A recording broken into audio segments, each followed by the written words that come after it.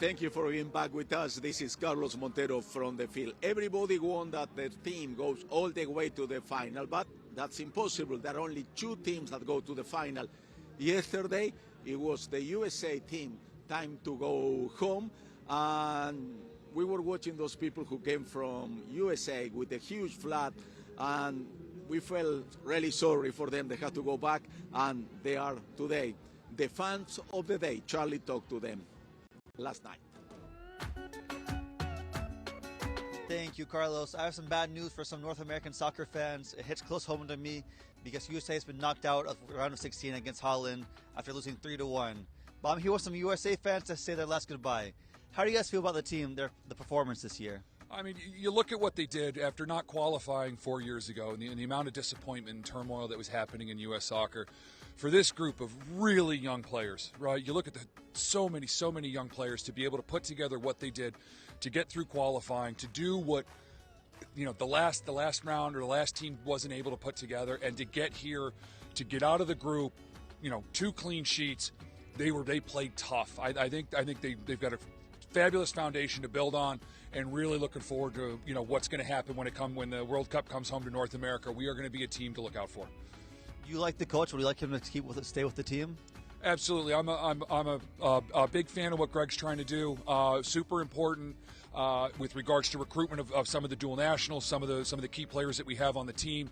Him and his staff were instrumental in getting those players to commit to play for the United States. And I think, you know, as the players develop, coaches develop too. We're always learning, right? And Greg has some great assistants. I don't know if you knew this, but Vlatko was here from the women's team. He was scouting teams for Greg, as was the other coaches from the youth levels. And so, you know, having that amount of support and other ideas and different eyes on things is going to allow Greg to kind of expand what he's seeing, what he's getting through, and what he's going to be able to do moving forward. So you guys have a positive mentality for the next World Cup?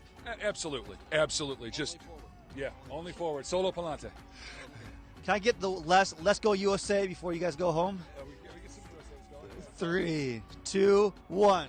USA! USA! USA! USA!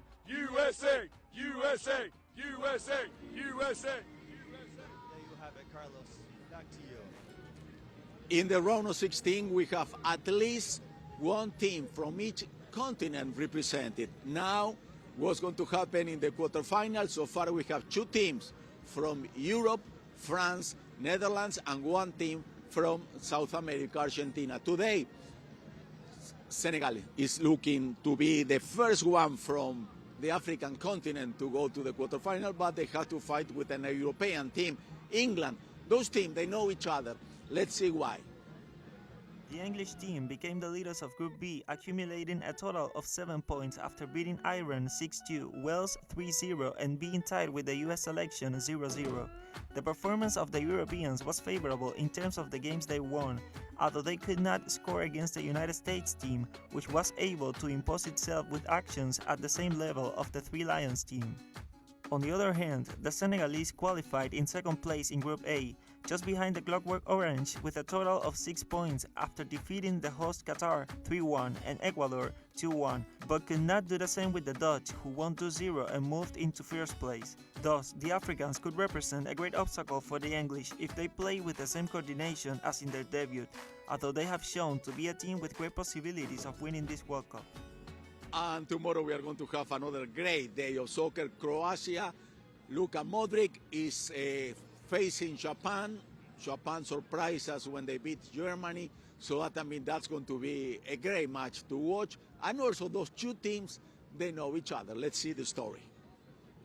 The Asians have had an excellent World Cup, having beaten Spain and Germany to be crowned as leaders of Group E.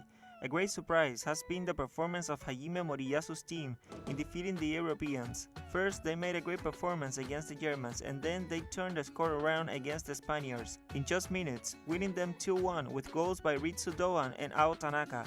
Although the Iberians had enough dominance, it was not enough in front of the Japanese defense.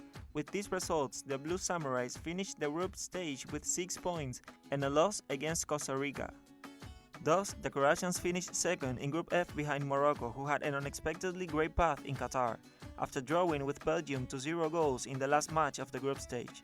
Zlatko Dalic's team dominated most of the game but could not overcome the Belgian offense, leaving them with 5 points after a scoreless draw with the Africans in the first match and a 4-1 win over Canada.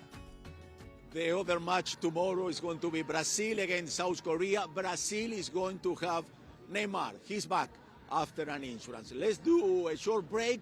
I want to invite you again to participate with Ortibia, to participate in our social media at From the Field. We'll be right back.